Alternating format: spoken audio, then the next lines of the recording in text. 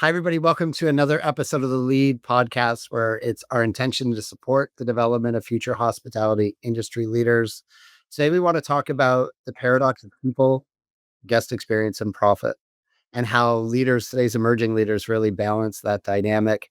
So excited to introduce Melissa here in a second and a guest to really drive this conversation today. But Amy, great to see you again, as always. You too. I love the new haircut and spicy shave, looking good. I am excited. We have Melissa Doolin-Koehne here. And let me tell you, this woman is a connector in the industry. She's always smiling, bringing positivity to every room she's in. And she's got this executive leadership that other people want to follow. So, very, very lucky you're here today. You bring the party everywhere, but you also elevate all those around you. So, thanks for the time. And I know you are super passionate about emerging leaders as well as bringing others along in the industry. You're a big advocate for others when they're not in the room, which is important for all of us to have. And today's topic is about the conscious capitalism that you lead and why that is important for emerging leaders to understand. So I'll turn it over to you to introduce yourself and talk a little bit about what that is. Well, thank you. Thank you both so much. And I have to tell you is that whenever Amy asks me to do something, I always say yes. I'm going to talk about one of the best, most conscious and servant leaders that I know. So I'm thrilled to be here today and talk to you all. My name's Melissa Doolin-Koehne.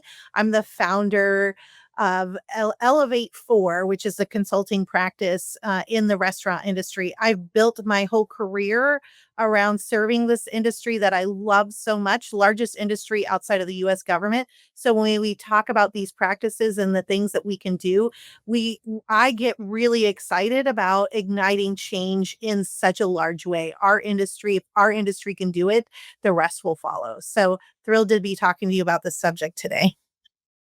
Love it. And I like the one thing I've heard from both of you is the second largest employer. Like that's something that's just not shared enough, right? To know the impact. And Right. we're at the leadership in our industry, but I think that might still surprise some people and some people listening. But when it comes to your career track and just hearing from others the impact that you've had this track of empowering people and scaling brands. But there's really this tension between profitability and people development. Kind of Yeah. how have you navigated that, seen that, experienced that in your own journey? Well, a great question. I was really fortunate to build my career with a company for 20 plus years. And that company, we grew our company 20+% year over year, which is a great success rate, right? But it was rooted in the adoption of the principles of a book that we read called Conscious Capitalism, which was written by John Mackey and Raj Sisodia. I am a huge believer of conscious capitalism, and the book is a really great foundation of the four pillars of conscious capitalism. So, if you all have a book club, I highly recommend this book to read. We did it as an organization, and it really was a game changer for our organization. The four pillars are higher purpose, stakeholder orientation, conscious leadership, and conscious culture. And those became the foundation for us. And we really focused it on profitability and growth, but like every company should, right? It's important that we make money, but never at the expense of our people, right? Our people became our brand. We built a brand and a team centered around taking care of one another and serving our industry with purpose, right? And I believe when you have a company that has that purpose, we take care of each other, we take care of all of our stakeholders. It was really beautiful. And I led sales and business development. So it was always interesting. You always had those results. It was always important to hit those results. But I really believe that we built this culture of caring, creating something bigger than just the number. We looked out for our clients, we looked out for our colleagues, and we looked out for each other. And we did that leading with integrity and thoughtfulness. The profitability followed, right? Building this culture that way. So I think, building a company and an organization at profitability at all costs is just not sustainable. And I think we hear that sometimes in our organization of like, you got to hit your numbers. Where are you at in sales? And while those are important, it's also how are you doing as an organization? How are you taking care of your people? profitability is the byproduct of doing things the right way, in my opinion. Yeah. And I love that. One thing that we've dug into for years, I had a chance to meet Simon Sinek about 15 years ago as he walked off. Oh, I'm jealous of that. Yes. I was terrified. Like he was all for about that. He's softened a bit, and he walked off stage, and it was his concept of profitability as a result of consistent human behavior. Hmm. And I can still remember exactly where I was standing at the bottom of the stairs, and it changed my mindset because I was chasing that number. For today, like I was chasing anything where I could get a gold star. Right. But on that sense, how, like I understand, like your team went through it, but how does a leader start to embrace what you've just shared, right? There's four pillars, there's different elements, but there's a mindset shift to go from where they are today, performance based, me as a leader in my younger age, give me a gold star. What's a little bit of the mindset shift that a leader needs to be curious about before they make the change to embrace conscious capitalism? No, that's a really good point because I do think it's a shift. A lot of time we really look at this in silos. We think of like, okay, we need to really focus on our guests. We really need to focus on our profitability. We really need to focus on our people, and we silo those. And I don't think it's a choice in siloing those. I think we cannot think about it in separate buckets because then it becomes a juggling act and then they become really disconnected. The companies and the leaders that interconnect those things are the ones that you start to really see the success. And so I really believe that when you start to look at, your people, your guests, and your profitability all in one lens, it's really beautiful. And you do that, I believe, through this clarity idea. And how do you create clarity? And it could be these one step little nuggets, or it can be a big picture. And so I think when we think about how can we do that in an effective way? One of my best and most favorite leaders in this industry is Greg Creed, former CEO of Yum Brands. I think he's just brilliant. He's a brilliant marketer, but he really understands creating clarity and profitability, and also like an incredible culture where people want to hit those goals for him. So he was mentioning at a conference that we were just all at around driving the profit line and doing that through one simple task. And it was around the tacos and making the tacos perfect, creating the perfect weight, creating it, and really hyper fixating and clear on what the results were. And it's amazing, he said, that when he started to do that, not only were the tacos perfect, but everybody was aligned in what that success looked like, right? So he talked about that really overflowed not only into the tacos, but how they performed. The bathrooms were cleaner, believe it or not. People were worried, like, you're not gonna worry about the bathrooms anymore. The bathrooms were cleaner. Everything was more precise because everybody had clarity and alignment in what looks winning looks like. And so I think the leaders that win long term are the ones that see the culture and experience and results part of the same ecosystem. And when you build from that belief, you stop asking like, what comes first? Because everything rises together when you're focused on that. If you're an emerging leader and you're listening to this, how would you start that? And one of the things I tell folks a lot is, you'll hear people say, "Well, we trained that in February. We did that in June." And I'll say, "Yes, but we're chief repeating officers. Like for it to stick and for there to be clarity, you get to have a conference, but then you have to hit on it in a month. You have to hit on it in 60 days. You got to hit on it again for the behavior to actually stick and remind people the positive impact of what the outcome is." But you're an emerging leader, you're a general manager, you might be listening, you may be a director taking over a region, you may be a VP taking over operations and or a department. But how do you even start kicking off conscious capitalism? Because it's a leadership style, right? And you have to build the integrity and the trust and all of those things to get to the outcome. I always it's so funny when you hear people speak and they speak too long, you lose the clarity.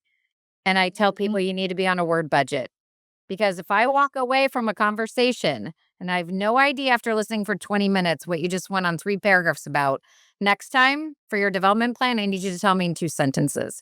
But as I just went on a word budget that I could have used. But As you think about that, how do you start it, right? And what are those skill sets that you need? And then also, how do you become that chief repeating officer so the clarity sticks and people want to follow you with your leadership style? That's a great question, Amy, and I love that you say that. I've heard you say that a lot of times of counting the words in your word bank. I got that advice early on in my career too as a writer, and say, would you pay a nickel or a dime for this word? And became really clear what words you wanted to use and what you didn't. In a world where we're moving so quickly, especially in operations, you have to be really clear and consistent. And so I think the consistency is so important, right? The consistency of your messaging is so important. You can't say in January that, we really care about these tacos and then not say it in June, right? I think that when we get clarity and consistency with our teams, that is where the magic happens. And I think as leaders and coaches, our employees expect that from us, right? It is so easy to get misaligned with so many different things, but when it doesn't matter to profitability and guest experience and employee experience, then why are we talking about it, right? And so I think when we look at the lens of conscious capitalism and we look at what is important, I think you keep on asking, does this feed into our higher purpose as an organization? Does this feed all of our stakeholders, not just me as a manager or my employees, but it does have to make sense to the company culture. It has to make sense. Are you being a good vendor? Are you being a good human to the people around you? Are you creating a leadership style that people want to follow and listen to? So when you do have that short minute to talk about, do they want to listen to you? And that culture will follow through that, right? I love that. Oh, go ahead, Matt. Sorry. But I was just gonna ask because I think you do this really well, Melissa, for all of us in the industry. Are there certain things that you focus on in your leadership that does drive everyone to kind of want to follow you? And what are some of those specific tactics? Well, that's a great question, and I appreciate that, Amy. I don't think that I do leadership well, but I am conscious in how I show up and how I show up for others, and I think that people notice that, right? And so I will also say, we had this conversation this last week in how you show up, and I think the thing that I have has served me really well in my career that sometimes I question if it did was showing up authentically myself, right? And Mm. my authentic self as a leader and as an employee, I think has served me really well.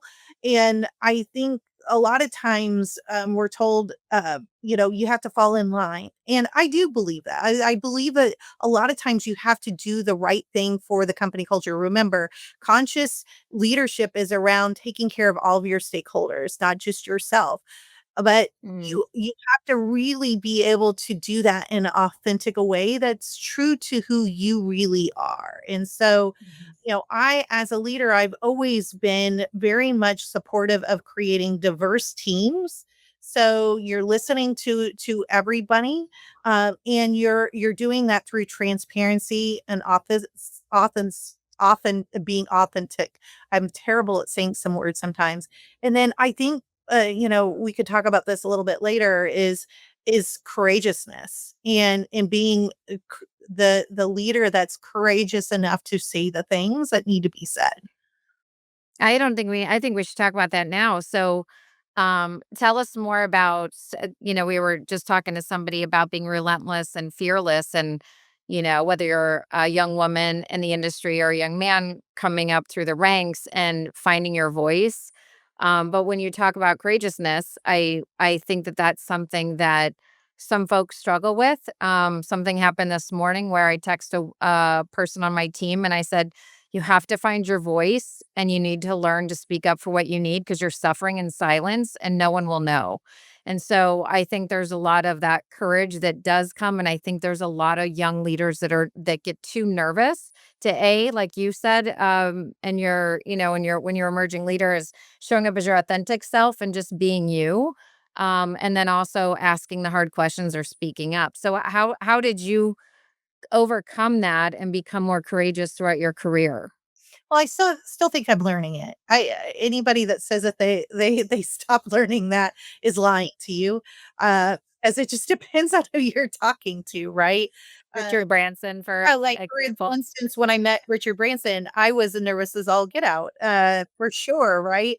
That's a whole different level, but it does take courageousness, and I will tell you, I showed up in my authentic self, um, in that situation, which was scary in itself too. But I know I left a lasting impact on him, good or bad.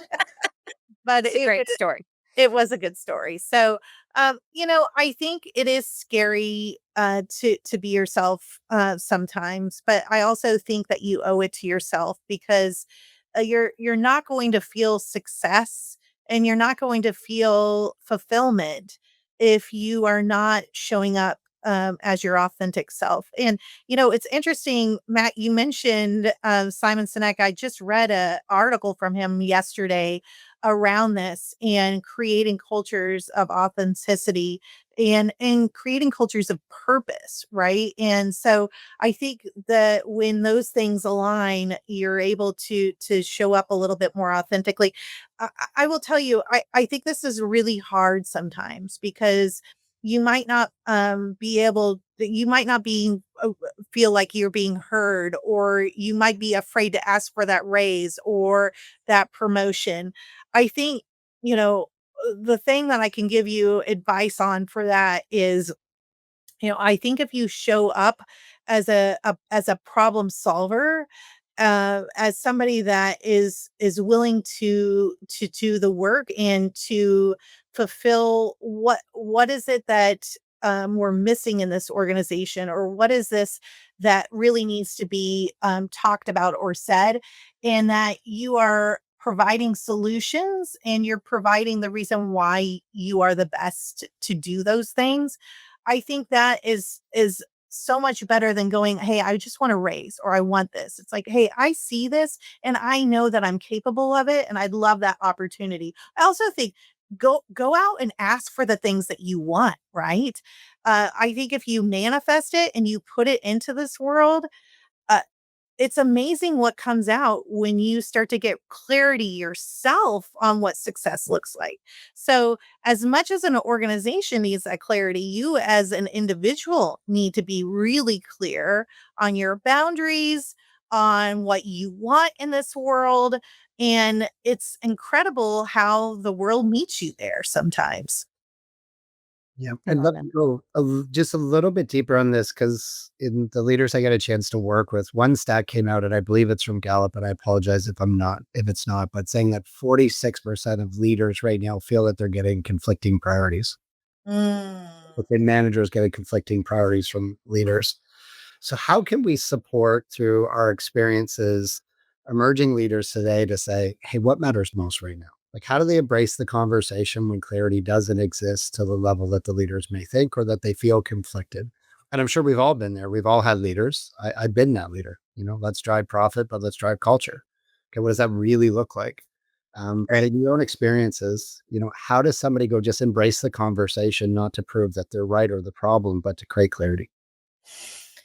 Um, that that right there is, I think, something we all struggle with, is the clarity piece, because when you do have those competing priorities, it gets pretty muddy, right? And I think it goes back to creating alignment on what matters the most in an organization, right? And so I go back to that story with Greg. It's like, the alignment is to make the perfect taco, Yeah. right? Yeah. It's simple and it's very clear. And everybody should understand their role and how it connects to the outcome, right? And I think a lot of times we can get very sideways in trying to do all the things. But I think, simplicity and clarity equals a interconnectedness that everybody knows what role they take and how to do that. I think if you don't know what role, I think a great question is, tell me the outcome and how you see me um, being a leader in getting to that success. How should I show up that way? Yeah. What does that look like? And man, that's you being a great team performer too. If you went to your boss and said, "Tell me the clarity that is there and how do I fit into that?" Because I want to show up and be the best version of myself and show up for my team in this organization. So help me understand that. Wow, Mhm. as a boss, you would be all over that, right? You would think this is an incredible teammate that really, really wants to make impact here. I know you've talked a little bit about this already, but you have worked with some of the best CEOs in the industry. You run the CEO summits. You're running a women's retreat summit for executive women. And you, again, are kind of this nuclei. And because you have a much higher level and broader view of all these leaders, and I know you and I've had some fun conversations about this, but if there were two or three qualities and you're an emerging leader and you're listening and there's some things you need to lean into more, and you talked a lot about the conscious capitalism and the four pillars and, speaking with clarity and making sure that you're following up. But if you take all of that aside, what are the two or three leadership styles or the EQ part of it that you have found that others want to follow with all of these CEOs and executives that you've engaged with? That's there's so many good leaders in this industry, and I think a lot of what I see, especially in this industry, because we're such a people industry, is this servant leadership style, right? And serving your people. I think when I see that in leaders, uh, people pick that up and they run with it because they know that it's bigger than themselves, right? It's that higher purpose piece. I keep on going back to the ideals of conscious capitalism, but it's always bigger than you as a CEO or a general manager. And when you take the ego out and you really create a higher purpose that people can believe in, it's amazing what happens and how easy it is to find people that want to follow you in that. So I think, taking out that ego, looking at the higher purpose, and then the other piece that I see in CEOs that I think are really, really successful is they always stay curious in learning. They don't get to the top and think they know it all. I think we've known people like that and why they might have short-term success. I can't imagine that it lasts that much longer. So they stay really, really curious. And then they also surround themselves with people that they think are smarter than them. And the ego goes back to, of course, I'm going to have smarter people in the room than me because I am the leader, and that's what great leaders do. They build high performing teams that are there to support one another, and they relish in that. They don't feel a sense of fear that somebody is going to outsmart me. It is creating leadership teams and teams that really are high performers and feel seen and heard and appreciated. Love that. Yeah. Um, there's one question just as we get to the end of the episode that I used to ask, and I'm going to reposition it because it's come up for both of you today, but especially you, Melissa's. What's one lesson we could go back and teach our 20-year-old self if we could as a leadership journey? But I'd like to change it for today because we can't go back. What's one thing, because you're both such powerful leaders, but Melissa, your clarity is inspiring and your experience is remarkable. But when you get up in the morning and sit at your desk, what's one thing you're reminding yourself as a leader of what's possible? What's one repeated messaging that, because you're both, what I get from both of you, neither of you are stopping, right? I feel like you're just getting started and everybody else already sees you as successful. How do you keep going? What's the fire? What lights the fire? Oh, Matt, that's a great question for today. Or put you on the spot if you have me say that one for the old. Some days are harder than others. And there you go. There's the transparency in all of this. There's no great leader that walks out in and says, "Oh, this is it every single day. I feel so great." If you are, you're lying, and I know you are. Uh, some days are harder than others. So, yeah, I, I wanted to give a little bit of a shout out to a leader that I adore and see this in so much. And that is my good friend and mentor, and I sit on her board, is Emily Williams Knight with the CEO of Texas Restaurant Association. I know she's involved in LEAD. If you get a chance to talk to her or hear her speak, I highly recommend. We had her on. We had her Oh, on this perfect. second. You know how Great. fabulous and amazing she is. Uh, you know, I will tell you, I try to embody a lot of her leadership style in the way that I look at the world, and it is always there is this higher purpose. We are doing the work every day, and sometimes it seems so mundane, and you think, gosh, why am I doing this? But if you look up and you see the impact that you can make every single day on the people around you, whether it's the team that you're leading or the customer that was having a bad day and you just made it better, right? Those little things add up into big, big impact. And I try to think about that on a regular basis of who am I serving and how am I serving? And if I am making this industry better, if I'm making the people around me better, then that is a great career and that is a great way to live. It is so fulfilling when you start to serve others. And Emily does that in such an incredible way that is really, really beautiful. And Amy, you do that in such a beautiful way. You show up every day and it is really around the servants of others. And I think profitability comes when you are thinking outside of the money and you're thinking about the purpose and the bigger picture. Yeah, I couldn't have said it better. And Matt, what about you before we close it up? Yeah, I think, I agree. It's something that based on how I grew up, I couldn't really define higher purpose or higher power. Just so that's a deeper conversation. But I just think that there's an opportunity. I'm very grateful every day. It's got an emotional reaction now to try to help people. And sometimes it's very scrappy and imperfect, and sometimes it's ugly, and sometimes it's beautiful. But I get to wake up every day with my intention to try to support somebody, and they want. I don't have an outcome. I don't have a benefit in the outcome. But I also owe that to myself and owe that to them.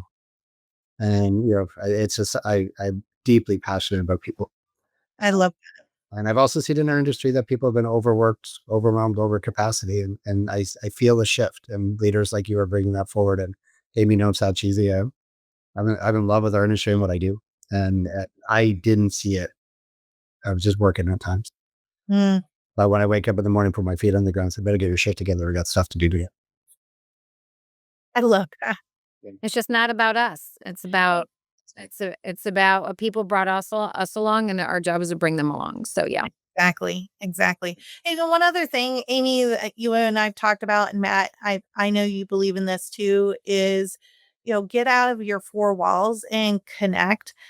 I really believe my career, and I'm so thankful that my career is where it is because people believed in me. But I know a lot of what has come to me has been paying it forward. Is I have always looked out of how to help others. And it's not just within your own organization, your four alls. Go out and volunteer, be a mentor to others. Go to your state restaurant association, volunteer, do those things where you can connect with other people. I promise you, you will learn just as much as you are giving to others. And you don't know when that's going to help. I think young people sometimes stay within their lane and the curiosity again that CEO has, go be curious, go learn other things from other people and connect with other people. Your connections will help you more than you ever know 10 years from now. Be courageous. Well said, Melissa. Yeah. Well, I wanted to thank you both for an incredibly powerful conversation. And I've got a new book on the book list. So thank you, Melissa. Oh, great. Fantastic. Well, thank you guys so much for this. This is one of my favorite topics in the whole world, and talking to the two of you about it has just been a real gift. So I appreciate You are a gift to all of us. So keep doing what you're doing and helping us all. And Matt, thanks for always putting on a good show and moderating us. it. Thank you both. Everybody. Bye bye.